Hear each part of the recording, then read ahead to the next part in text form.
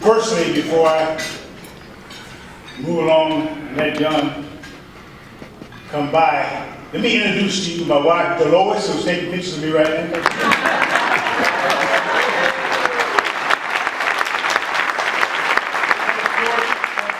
And of course, the person who's been standing beside me for almost 2 decades, keeping me out of financial trouble, especially with the IRS, my CPA, Bob Jensen.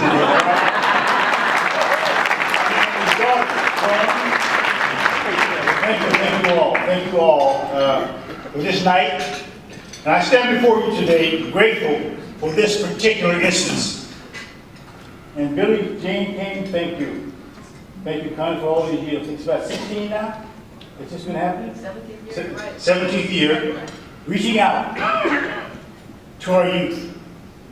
Making a stand where stands are rarely made nowadays.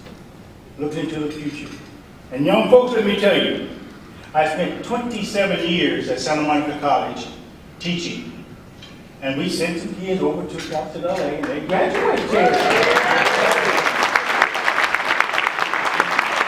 I was athletic director for a time at Santa Monica College, and athletic director Bridges, I do not envy you at all there, because times are tough, especially when you cater to the needs of our youth. And youth, I certainly hope that you understand this.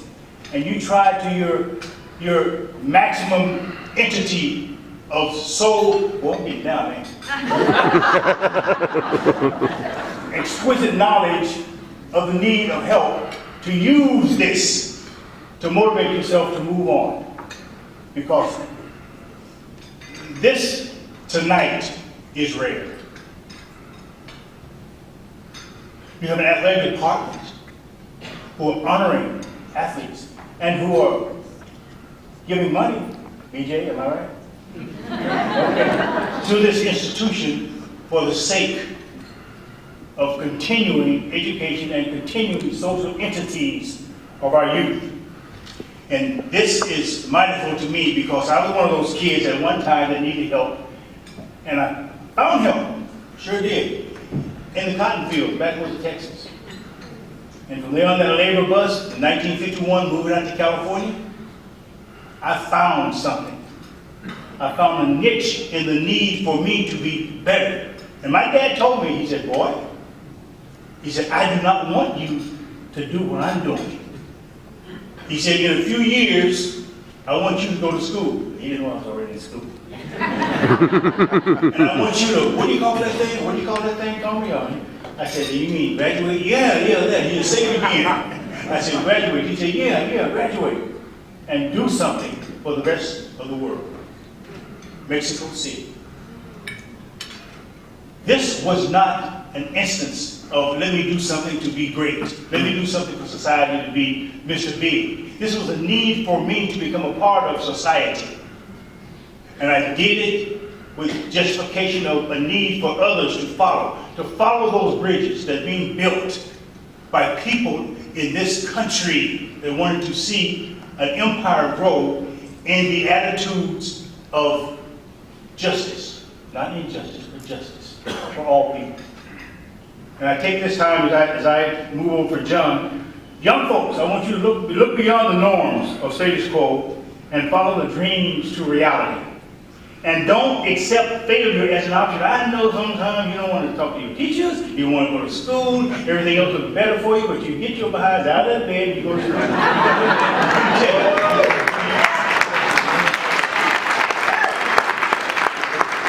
It's going to work for you. It's going to work for you. It took me 5 years when I couldn't read in 4th grade. But I made it because I had a will to win. And Mexico City was a platform for me to show my country and the rest of the world that just a little bit of love, a little bit of attentive necessity to do the will which you were sent to do. And I'm grateful for that. In the memory of Joe Shapiro, table 10 and 11, I accept this award, and I thank all of you for your support, your help. Young folks, wake up. You will never go to sleep.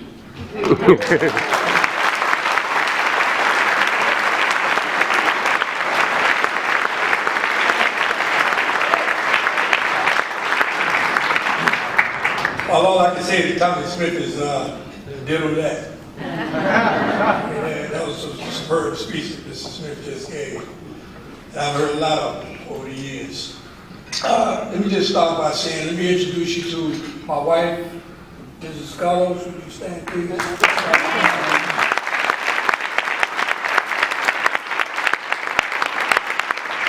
also, my partner over there, you know, they introduced his fabulous wife and all her heroics. But he's a pretty heroic guy too, because he has to deal with it every day. Mr. Tillman, would you stand?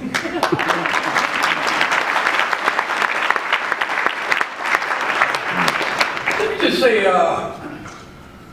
know, I look at Diane Watson in the audience here, and I think back to when I first tried to find myself in terms of who is John Collins over in Mexico City.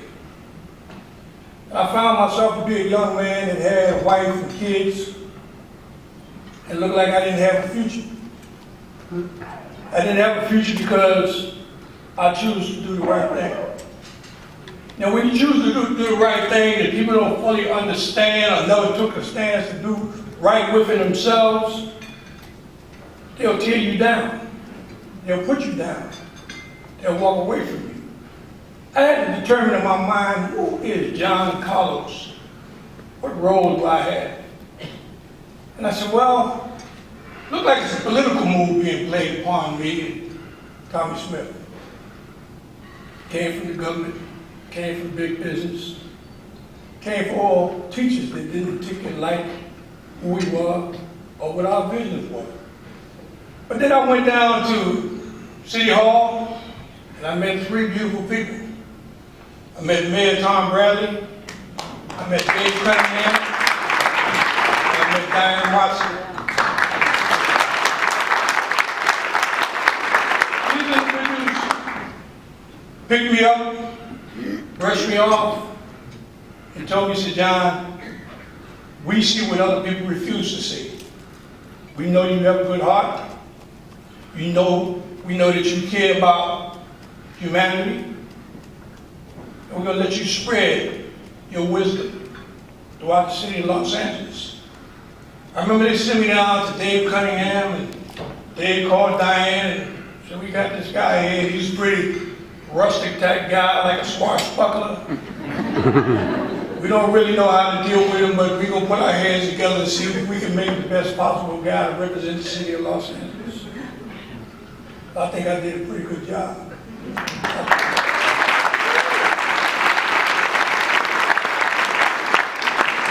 I think I had a lot of enemies going in and had far better friends coming out. I left the city by the time the 1984 Olympics came in. And I remember I went to Mr. Uroff and said to Mr. Uroff, I said, man, this is a great thing that the Olympics is coming to Los Angeles. It was here in 1932, I believe. I said, it's coming back. I said, but we have a flaw that we need to work on. They said, what's this flaw? I said, the flaw is that all the suburban kids have a good life already. And you want to take the Olympic movement to give them more of a better life. I applaud them having a better life. But what about the life of kids in the inner city with me? This Olympic Games is going to take place in their neighborhood. The swim stadium is right there. The basketball stadium is right there in the slums of the city. What are we going to do for the inner city kids? We want all kids to be comfortable to come into South Central LA, and they had reservations, you know, conservative, middle class, and you talking about taking them to watch to play a basketball game? Well, they had reservations. But at the same time, we had to let them know that their kids was going to be safe and their kids were going to be welcome there. Yeah, I walked the Diddy Bop Walk all my life. And people always had a tendency to walk on the other side of the street thinking that I'm going to do something for them or against them. And it made me reflect back to when I was going to Catholic school. Yes, I did go to Catholic school. I remember going to graduation. They put on this big show every year at Catholic school at the end of the year. And I remember the sister came to me and she said to me, she said, John, I want you to take this book and put this book on your head and walk with this book. And I looked, I said, walk with this book on my head for what? She said, well, we need to teach you how to walk. And I had to flash right away back on her until I say, God gave me this walk. You tell me that you're a religious person and you tell me you need to change my walk that God gave me? Well, that walked me all through City Hall, walked me all through the slums of the city, took me to the White House, took me to the kings and the queens around the world. Made a lot of good friends. Made a great friend yesterday, one of my heroes. He did beyond the athletic field to raise everyone up and make sure that everyone had their space and time in society and could be who God chose them to be and feel comfortable about being who you are. She took hits. People talked about her. People tried to put up roadblocks. Billie Jean King is standing here tall and striding today as strong as she did back 40 years ago.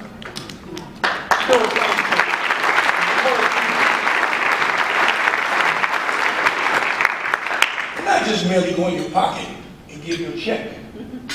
That always helps. But we want you to give your spirit and we want you to give your love. And share this love and let it multiply and grow. Let it weave into these young kids that we're trying to educate so we can have a better society. I remember when I was 23 years old, now I'm 69 years old. See,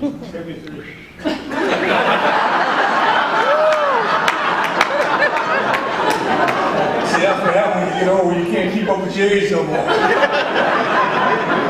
But anyway,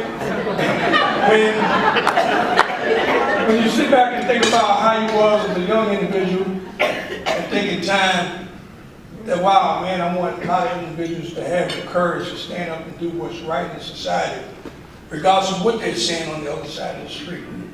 They might be saying negative things and throwing rocks at you merely because they don't understand you. Everyone don't go through the same grade at the same time. It takes some longer than others to realize where we are in life.